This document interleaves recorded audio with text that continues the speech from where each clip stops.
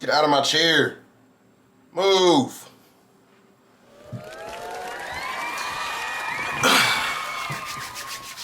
What is going on? What is going on, YouTube? It is your boy NenLikeChris, and we are back for another top 10 list. That was kind of cool. Today we are going to go through my top 10 favorite anime characters of all time. I think it's very important to do this because you don't know me and I don't know you, so it's a good way to get to know each other. Make sure in the comment section down below you leave your top 10 list of your favorite anime characters, and I'll go through them, tell you if I like them or not, and if I don't, hey, that's unfortunate for you. Watch better anime. Let's get straight into this list, man. First things first, we're gonna start off with a couple of honorable mentions, okay? This is very different from my other video because I didn't put any honorable mentions in my top 10 anime list, and I should have because there would have been hella anime in there. But we got a few honorable mentions here first. So for the honorable mentions, I'm gonna have to go with Inosuke from Demon Slayer. He is so funny. He just wasn't a strong enough character to make the top 10, but he is hilarious. It's my favorite Demon Slayer character. Next up, I'm gonna have to go with a crazy one, which is Kurapika from Hunter x Hunter. He's a strong character. Why is he honorable mentions? It's just the fact that I like Gon and Killua more than him. You know what I'm saying? But Kurapika is cool, and you know another reason? This might be a dumb reason. I'm sorry, but he's just too mainstream. I'm sorry. Listen, when you see who I chose as my top character in Hunter x Hunter, because there's gonna be a Hunter x Hunter in my top 10 list. There's gonna be a Hunter x Hunter character in my top 10 list.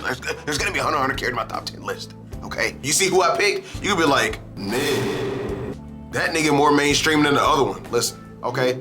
I don't know, okay? I just put Kurapika in the honorable mention because they ain't wanna have too many Hunter x Hunter characters in my top 10 list, okay? Can I be okay? Can I have that? Can I do that? Damn, it's my list. Get off me, okay? And back up, my face. Next up is Suna from Hitman Reborn. If you haven't read Hitman Reborn, don't read it.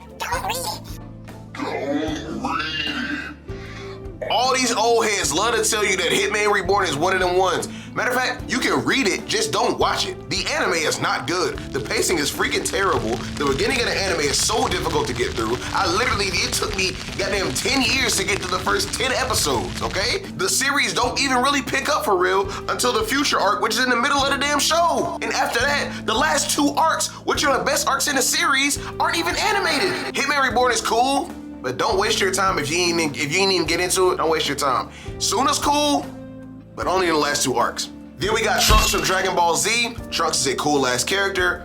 Enough said with that. It's Dragon Ball. Ain't too much to say. And last but not least, we got Shinra Kusakabe from Fire Force. Shinra's tough, cool fighter, cool abilities, cool vibe. Let's get to number 10. At number 10, I'm gonna have to go with, drum roll, Rimuru Tempest from That Time I Got Reincarnated as a Slime. Rimuru, in my opinion, is one of my favorite characters because he is clean, okay? Bro is a clean leader. He's a clean character. He got clean drip all the time. He's never not stepping. Even in his slime form, he got more aura than your favorite, okay? Rimuru is just a funny ass character too, especially like when he's in his slime form, he be bouncing around and shit. Like he be using that slime form to really get out of some sticky situations, and he really be in some cool situations too, if you know what I mean. Slime watchers, you know. I just love Rimuru. Like he's just a cool character, honestly. Like I just think that he's like a really he's a really decent leader. And I think that like his reasonings for wanting to do things are also tough. I think that him wanting to start a nation of monsters that isn't like trying to take over everything is honestly a really cool angle that I'm glad that Rimuru's going with it, because he just wants to unify shit. Like he don't want to take over. He just want to unify everything. You know what I'm saying? He want to be a part of the world instead of trying to take it over. I vibe with that. And I vibe with the fact that like he's creating this whole nation, recruiting strong people to his side and all this other stuff. Rimuru's a tough character. On to number 9. At number 9, this might be a weird placement for bro, especially with the most recent chapter, but Yuji Itadori from Jujutsu Kaisen.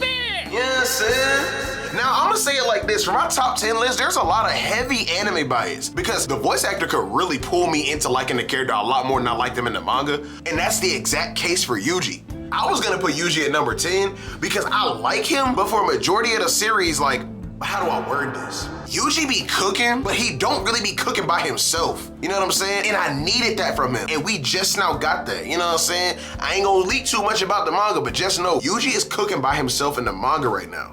And he's cooking. When I tell you Master Chef level, when I tell you Gordon Ramsay, like bro, Gordon? Who? Gordon Ramsay, bro, he's absolutely chefing it up. He's showing out right now, and that's why he made it up above Rimuru. And also his voice actor in season 2, if I can, I'm gonna play the clip of exactly one of the reasons that he made my top 10 list right here.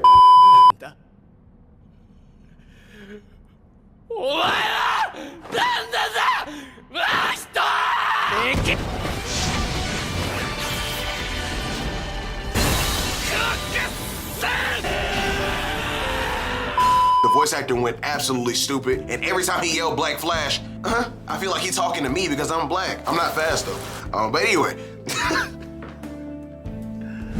At number 8, we have a secret hitter. At number 8, we have somebody that don't nobody talk about for real. At number 8, I'm gonna have to put Hiei from Yu Yu Hakusho. Does anybody out here watch Yu Yu Hakusho? Hello? You know what's funny? I noticed about Yu Yu Hakusho though, for real. Only black people be talking about Yu Yu Hakusho. Now, no racial to the other people that have seen Yu Yu Hakusho. I'm not saying any other race hasn't seen it, but I don't hear nobody else repping Yu Yu Hakusho the way that black people rep Yu Yu Hakusho. Niggas talk about Yu Yu Hakusho like we grew up with Yusuke, like he was just a dude from down the street, like we know him for real. Let me know if you out there watching Yu Yu Hakusho. If you a color, you know what I mean? This color person, let me know, or any other color in the pot. Let me know if you watching Yu Yu. But Hiei, back to him. Hiei was hilarious in the entire series. I know niggas might be like, oh, he only picked Hiei because he's edgy and he's dark. No, I picked Hiei for him and Kuwabara's relationship. They was always flaming each other, bro. That was the funniest thing in Yu Yu Hakusho to me. That's honestly why I made the top 10, because it was just funny. Like him and Kuwabara was always flaming. Like every time Kuwabara got around Hiei, Kuwabara say something slick to Hiei and Hiei be like, ugly like hilarious, bro. And then Kurama just standing there just like, I feel like Kurama low-key an instigator for real. Couldn't you imagine her Kurama just sitting there just like, you gonna let him talk to you like that? And then he ain't just like, he's a bitch. And then Kuwabara just, who you talking to? And they always on timing. And then it was another scene, we was in the dark tournament and Hiei was like locked in this like cage or whatever, and he was busting out the cage. He said this clean ass speech. It was super tough. Hiei just got a lot of tough moments, but he's also a really funny character. Yu Yu Hakusho does a really good job with their main cast. He was just my favorite out of the main cast. I love them all equally, but I had to pick Hiei because he just kind of stood right above everybody else. You know what I'm saying? Anyways, that's it for him. On to number 7. That you know, and they ask you how you are, you just have to say that you're fine when you're not really fine.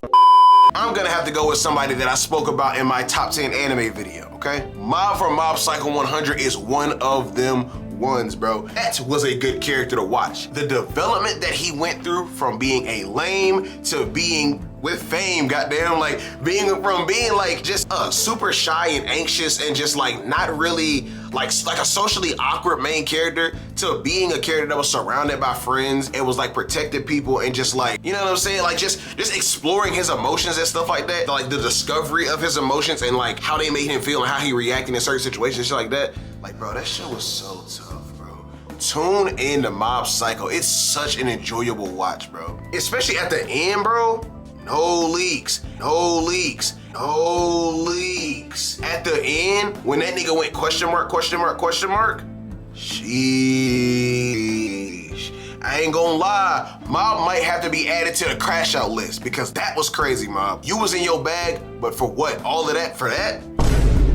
Lock in, okay? Mob is a super tough character, S-tier character, S-tier writing, perfectly descriptive character. At number 6, why did I hold up a 7? Number 6, we have a heater. We have another character that I spoke about in my top 10 anime video. Know who it is? It was the only other character that I spoke about in my top 10 anime video. Well, I spoke about a lot of characters. The only other S-tier character I spoke about in my top 10 anime video. We have Tokyo. Tokyo, another S-tier character. Now, when we get into the closer we get to number 1 is the closer I vibe with these characters as a person. You feel what I'm saying? Tokyo is a character that doesn't really have a goal, but he knows he wants to do something. And that's exactly how I feel in life right now, bro. I don't really have a goal as to what I want to do. I don't really know the person I want to be in like the next 5 years, but I know I want to move forward. You feel what I'm saying? And that's exactly how Tokyo was. Tokyo didn't want to be stuck as the weak, crying, like, character that couldn't defend nobody and couldn't defend himself and just couldn't do anything for himself and couldn't live for himself. You know what I'm saying? Because he always attached to his best friend Azuma. He wanted to be his own person, so what did he do? That man dropped out of school and said, fuck it, we ball. And went and became a looking like 6'2" grown man. Came back, time skip shit, bro. He came back on timing, bro. He came back a whole different nigga, bro. I'm gonna put the panel up. Bro, this panel, bro, set him apart from everybody else in the series, bro. You cannot have a time skip be looking this tough in it, bro. Knock it off. Tokyo is an S-tier main character, bro. He's only gonna get better because I think we only like technically 52 chapters into not Tokyo Ghoul, 52 chapters into Chojin X, or like 53 or something like that. But it's like They got like 51.1, 51.2, something like that. So we kind of get into that a little bit. So there's more, but if you're not reading Chosen X, bro, I ain't even gonna lie to you. You're sleeping, okay? You don't read manga for real. You be reading manga? Stupid ass. On to number 5. Let's get into the top 5. At number 5, this character means something to me. He means something. It's a heavy hitter. Garo from One Punch Man. Y'all didn't expect him. Y'all didn't expect him because don't nobody talk about him for real. I don't really hear a lot of Garo fans out here. I think I'm the loudest one, okay? Garo from One Punch Man, super well-written character for One Punch Man. Supposed to be a gag series, right? Nope. Go reread the Hero Hunter Hero Association versus Monster Association arc. Bro, that entire arc where Garo was becoming a monster, super tough arc, okay? Even I misunderstood Garo's character the first time. I didn't understand why he was really doing the things that he was doing until I reread it recently. Garo is definitely one of them ones. He been in my top, and I'm gonna tell you why. But he been in my top 10. I just knew, he was in my top 10 for the wrong reason. Now he's in there for the right reason. Garo do not like when people fuck with the weak. He does not like it when you bully people, okay? Because when he was younger, he got bullied too. And he didn't like it then. So he became strong. And so once he became strong, he started beating up on the bully. And the only bullies the only bullies in the One Punch Man universe are the heroes because they be bullying the villains and all that stuff. All the A-class heroes be grouping up together and be trying to beat up on the little monsters and stuff like that to get their ranking up. Garo like, you're not even a real hero for real. You're just worried about the ranking. You're not worried about saving nobody. So he he put hands on people. And not only is he fighting for a good reason, that nigga has them bitches. Okay? Stop touching niggas with your hands. Bro got hands for days. Nobody was seeing him. There was a lot of people seeing him. I ain't gonna lie. It wasn't a lot of A-class. Like, if you weren't an S-class, bro, you were not seeing Garo. He beat on the S-class. I ain't even gonna lie to you. But once he got to them upper tier S-classes, yeah, Garo got that ass beat. Yeah, Garo got that ass beat real spell.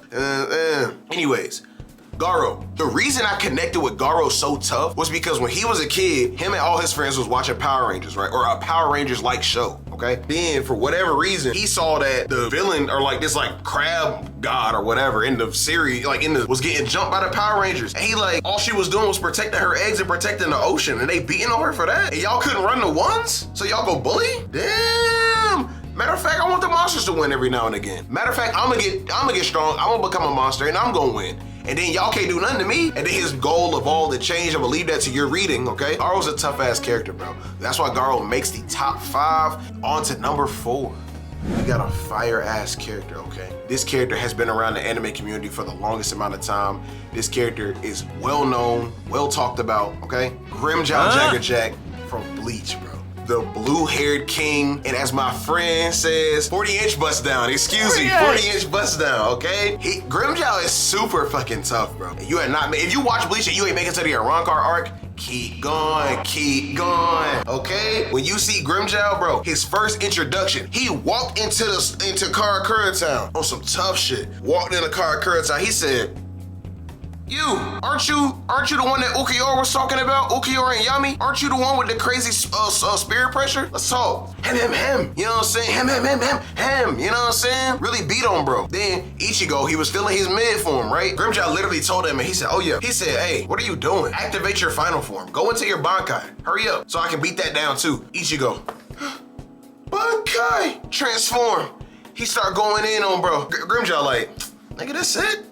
You know what I'm saying? Bro had a whole 2-minute sequence of him just beating Ichigo's ass. How you let a man come to your house and thrash you? Then the fucking sky opened up. Tozen, old black ass, came out the thing, you know what I mean? He came out the Yami talking about something. Bro, Grimjow, you done got all your little underlings killed. This a disrespect to Aizen. You about to report in. Grimjow like, man, Ichigo on the ground. Come back, you can't run from this. Grimjow like, remember the name Grimjow Jaggerjack. The only reason you alive is because Tozen stopped me, stupid. And I'll be back. And if you ever hear, and he said, oh, it was so cold. He told that man, you better never hope you hear my name again. Oh! Then then he left when they finally got into the mix, and then nigga said growl Pantera, scratched the blade and turned it to 40-inch bust down. Nigga, they was cooking, bro. Ain't gonna lie, Grimjaw could've won. Ichigo and Orihime was there, you know what I'm saying? Orihime said, don't lose. Ichigo said, I can't lose in front of the hub. Took him out, it was over with from there. That made Grimjaw my favorite character. He is a staple in my childhood. I saw him all throughout my memories. Every time I think about Bleach, I always think about that Grimjaw versus Ichigo fight in Wake Up Mundo or Las Noches, I believe. One of the toughest fights in anime. If you're not fucking with Grimjaw, I'm not fucking with you. There ain't no Grimjaw fans, I'm dead, okay? At number 3, we have the warrior god himself. We have the nigga that the only thing that he can't do is the things that he can't do. Black Star from Soul Eater. Bro, Black Star is one of them. I say this all the time, but in the top 3, these are the niggas that are truly one of one. You know what I mean? That nigga literally told the Kishin, who is a god in the Soul Eater verse, who is basically the god of madness. He told him the only things that I can't do are the things that I can't do. Anything that God can do, I can do it and do it better. This nigga actually acted on that, my nigga. But at the end of the series, not even a spoiler, this is like post-Kishin, post-final climax fight. This nigga is flying because he wanted to.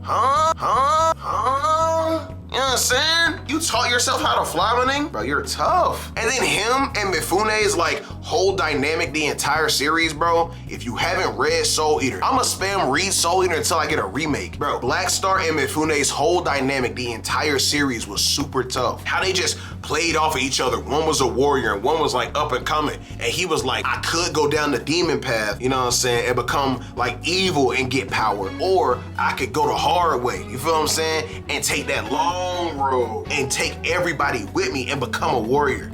I'm not even gonna lie. Black Star's tattoo, like the star with the scar on it, that shit has better writing than all of One Piece. I'm joking, bro. It's not all of One Piece, but a couple of One Piece characters. I ain't gonna lie. I ain't gonna speak on it. You know what I'm saying? You have to lock in on him, okay? If you haven't locked in on Black Star, if you haven't started reading Soul Eater, read it. And if you're not finna read it, well, I would have took you out, but I'm gonna let you slide for now. Focus with me, lock in. On to number 2, we have a perfect anime character from a perfect series. One of the 2 perfect series that ever exist, between, you know, a few other ones. We have Edward Elric, okay? Edward Elric from Full Metal Alchemist Brotherhood. Emphasis on the Brotherhood, because I have not seen Full Metal Alchemist.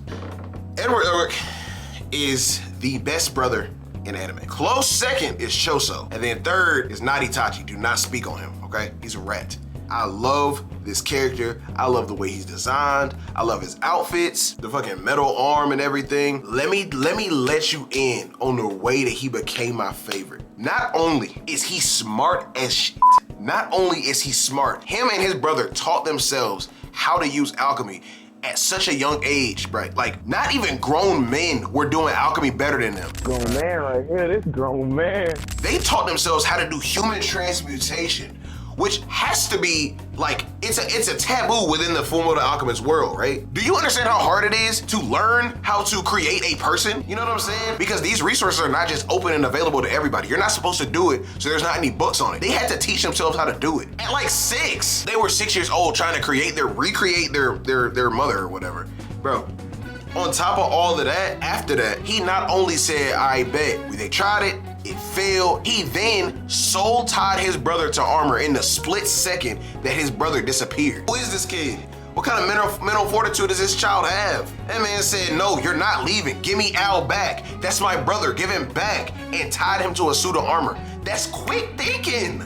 You have to be one of them ones to do something like that. So he tied his brother to the armor. Him and his brother went out, bro. And then do y'all remember this specific scene?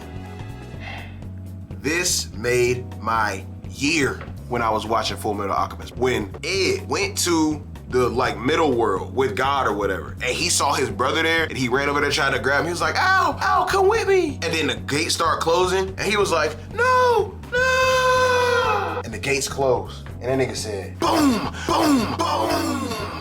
I'm coming back for you, Al. I'll be back. Wait for me. And they start playing. Oh my God. That was peak watch, bro. I swear to God, I wish I could have watched that week to week. That would have been the craziest cliffhanger to end off on, bro. I think I teared up, okay? I think I teared up at that moment. That was the moment that Edward Elric became one of my favorite characters in all of anime, my second favorite character in all of anime. That's enough about Edward. On to number 1. And at number 1, what I said, Number 1. We have the most perfect character in any series that you could ever think of, okay? We have the most perfect character from the most perfect series, okay? Huh? Killua Zoldyck. Killua Zoldyck is the most perfect character in that series, and that is my favorite character in all of anime. I will be getting a Killua tattoo. Let me know in the comments if you want me to vlog it. Killua really solidified my favorite character list with that final arc, okay? When Gon was becoming a fucking D1 crash out, when Gon was losing his dang mind, who was the anchor that kept pulling him back in? Who was the character that kept centering Gon, and as soon as they got apart, what happened? Who was the actual, like, out of the two of them, who was the actual one with the brains? It was Killua. Killua was Gon's light, but Gon didn't know it, and Killua didn't have the emotional intelligence enough to say it, because Killua grew up from, a family of assassins. We don't need emotion. We don't need none of that. All we need to know is how to assassinate people, right? Gon grew up with Amito and then her mother or whatever. They taught Gon how to express his emotions and how to talk to people and how to be a social person, especially growing up on Whale Island, completely dynamically against each other. You know what I'm saying? Completely dynamically flipped, right? Killua did not know how to express to Gon how much he meant to him, and Gon didn't think to express how much Killua meant to him. You know what I'm saying? Even though he always said, Killua my friend, Killua my friend, Killua my friend, the only person that knew how deeply Gon cared for Killua was Gon. Killua didn't know. And so as soon as Killua, like remember when Killua was running through the forest to adult Gon, he was doing the whole speed run? Yeah, man. He was doing the whole speed run to Gon, and then he saw him, he was like, Gon! And then Gon turned around as an adult and was crying. Bro, that made me cry. I'm not gonna lie. That's probably that is one of the few scenes in all of anime. I watch a lot of anime. I hope you know that, because I know this list is a lot of shonen. You know what I'm saying? I know my top 10 list, and this list is a lot of shonen. Gon was my favorite until I really looked into Killua's writing, because it's another spin, bro. I love when they do some unique shit. You can really see the fact that he cares so much for Gon, but he just don't know how to say it. Like, besides just being outright and blunt, Killua's not a blunt character. He don't know how to express his emotions. He don't know how to talk about that kind of stuff. He's never done it before. He did it with his own parents. His own parents be trying to kill him. Like, his brother was torturing him, both of them. You know what I'm saying? Then his little sibling, Kaluto, they don't care nothing about him. The only person that do love Killua for real is Aluka. And that's because Killua treat them so well. You know what I'm saying? But don't nobody care about, don't nobody care about Killua's emotions besides Gon. Gon is Killua's light, and Killua is Gon's shadow or something like that. Some clean dynamic with that. You know what I'm saying? Like, they just vibe with each other so well. And then another thing that set Killua apart from Gon is Godspeed. Come on. You know, that form is tough. When he got mad and he was walking down the crater with Yuppie, he was like, bro, this ain't even your fault. I just got lost some steam. And start beating on Yuppie. Bro, that was tough. And then he was like, fuck, I'm out of energy. And he took off. That was funny. Oh yeah, Killua's also hilarious. Is he not? Killua is funny. Like when him and Gon was running around with the little pies and they was throwing pies in each other's face. That's why Hunter x Hunter is perfect. You should watch Hunter x Hunter. You should read Hunter x Hunter and make it your favorite as well. But that is why Killua makes my top 10 list. And that's gonna do it for this video, guys. I appreciate y'all for sticking around this long. I know this is a bit of a longer video. Let me know if y'all like it. Make sure you leave a like, comment, and share this video with anybody that also watches anime. And I'll see y'all in the next video. Peace.